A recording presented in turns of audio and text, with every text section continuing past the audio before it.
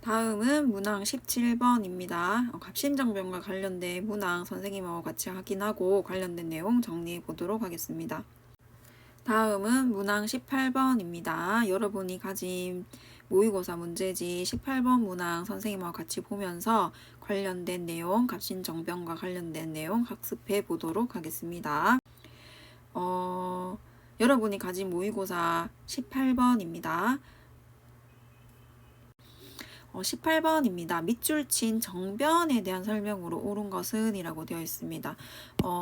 자료에 제시된 자료에 줄쳐져 있는 부분이 여기 정변을 얘기를 하거든요. 한번 같이 볼게요. 10월 17일 김옥균, 박용효의 이름만 우선 봐도 여러분 급진 개화파구나 하는 걸 여러분이 알아야 되고, 이 급진 개화파들이 일으킨 정변이기 때문에 이거는 뭡니까? 갑신 정변입니다. 밑에 내용도 같이 한번 읽어보도록 할게요. 김옥균 등의 무리들은 정부 수립을 공포하고 개혁 정강을 발표하고, 그러나 오후에 청군이 출동합니다. 청군이 출동하게 되니까 일본군과 같이 후퇴하였다라고 되어 있습니다. 그래서 3일 전하로 이제 끝이 나버린다라고 하죠, 보통은. 그래서 이 갑신정변과 관련된 선지를 여러분이 찾으면 되겠습니다.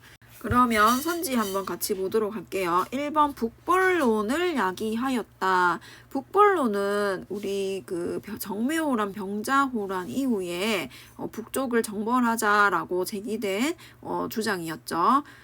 그래서 요거는 맞지 않고 2번 텐진 조약 체결에 영향을 끼쳤다. 청과 일본 사이에 맺은 텐진 조약인데 이게 바로 갑신정변 이후에 체결된 조약입니다.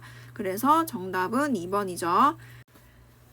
그 다음 3번 신미양요가 일어나는 계기가 되었다라고 되어 있는데, 신미양요는 미국이 우리나라에 쳐들어온 사건을 얘기를 하는 거죠. 그래서 제너럴 셔모노 사건가 원인이 되어서 들어오게 됩니다. 4번 무신정권이 수립되는 배경이 되었다. 고려 시대의 무신정변과 관련된 설명입니다.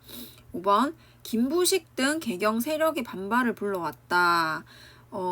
요것도 고려죠. 김부식 등 개경 세력의 반발을 불러일으킨 거니까 개경 세력에 반대되는 서경 세력이 뭔가 일으킨 사건, 묘청의 서경 천도운동이 되겠습니다. 2번 텐진조약 체결에 영향을 끼쳤다라는 내용이 조금 어려울 수 있습니다. 그래서 갑신정변과 관련된 내용 한번 정리해 보도록 하겠습니다. 갑신정변은 1884년에 있었습니다. 그래서 배경을 여러분 같이 보면 이모군란 이후라고 되어 있는데, 이모군란이 1882년에 발생하게 되죠. 그래서 여기 이모군란 1882년에 발생한 군인들이 신식 군인하고의 차별에 반대해서 일어난 혼란입니다. 이후에 이 청나라가 우리나라에 굉장히 심한 내정 간섭을 하게 됩니다. 내정 간섭으로 개화 정책이 후퇴하게 되니까 급진개화파는 불만을 가지게 됩니다. 그때 이제 김옥균이 일본에서 우리나라가 개혁을 하려면 많은 돈이 필요했는데, 이 돈을 마련하는 방법으로 일본에서 돈을 빌려오는 차관 도입을 시도했으나 실패를 하게 됩니다. 이렇게 되면서 고종이 오히려 이제 급진개화파를 더 멀리하게 되고, 이런 상황에서 급진개화파의 입지가 약하게 되는 거죠. 요 사이에 청나라가 우리나라의 주둔에 있었는데 베트남 문제로 이제 프랑스와 대립하게 되면서 조선에 주둔한 청나라 군대 일부를 철수를 하게 되는 거죠. 요 시기가 이제 적기라고 판단을 한 급진개화파들이 일본의 군사적 지원의 약속을 받고 정변을 일으키기로 하게 되는 거죠. 우정총국이라고 해서 우편 사업을 담당하던 기구가 개국, 이제 사로 이제 개업 같은 것들을 하는 거죠. 개국 축하연을 이용해서 요 시기를 이용해서 이제 민씨 정권, 당시 이제 왕비였던 그 측근 세력들의 고관들을 살해하고 정권을 장악하게 됩니다. 요게 갑신정변입니다. 그러면서 이제 개화당 정부를 수립을 하고 개혁정강이라고 해서 14개 조약을 이제 발표를 하게 됩니다. 이 안에 이제 주요 내용이 청나라의 간섭을 굉장히 많이 받고 있었기 때문에 청과의 4대 관계를 청산하자. 그 다음에 인민평등권을 마련하자. 내각 제도를 실시하자 같은 것들을 발표를 하게 된다라는 거죠.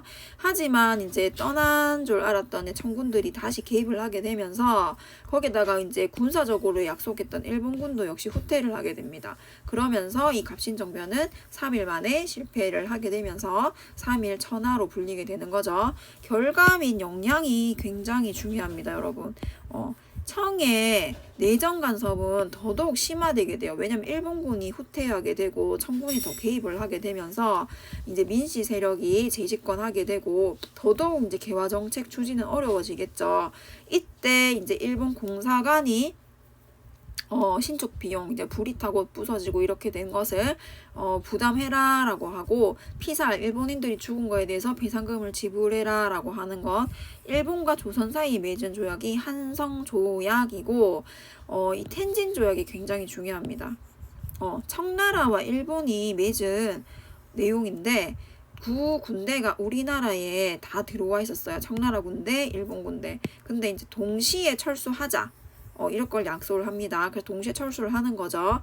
그 이후에 조선의 어느 나라든지 청나라가 군대를 파견하든 일본이 군대를 파견하든 서로 이제 통보를 해야 된다라고 규정을 한 거죠. 청나라가 우리나라에 파견하면 일본에 이제 알려준다라는 거고 일본이 우리나라에 군대를 파견하면 청나라에 알려준다라는 게 텐진 조약으로 체결이 된 겁니다. 이게 이제 추후에 나중에 청일 전쟁으로 이어지게 되는 조약이기 때문에 여러분 요 갑신정변으로 텐진 조약, 청나라 일본 사이에 텐진 조약을 체결했다 하는 내용은 꼭 기억을 해야 됩니다.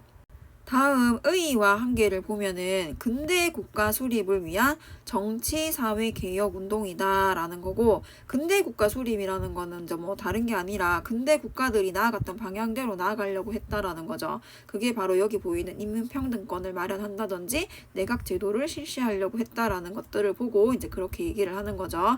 한계는 뭐냐면은 우리나라 스스로 힘으로 아니고 일본의 군사 지원에만 너무 의존을 하고 있었다라는 겁니다. 그 다음에 이 민중들이 이 사람들을 지지를 하지 못했다라는 거죠. 많은 이제 지지를 이끌어냈으면 또 바뀌어질 수도 있는데 그게 이제 한계점으로 지적되기도 합니다. 이때 주장했는 것들이 이제 뒤에 가보 개혁이라든지 을미 개혁이라든지 뒤에 이제 개혁이 차츰차츰 이루어지게 되면서 하나 두 개씩 반영이 된다라는 것도 여러분이 잘 알아놓으면 되겠습니다. 갑신정변 진짜 중요한 거는 여기 나왔듯이 텐진 조약 체결하는 거 요거 하나는 꼭 잘 기억을 하고 가도록 하겠습니다. 이번 문항 설명은 여기서 마치도록 하겠습니다. 수고했습니다.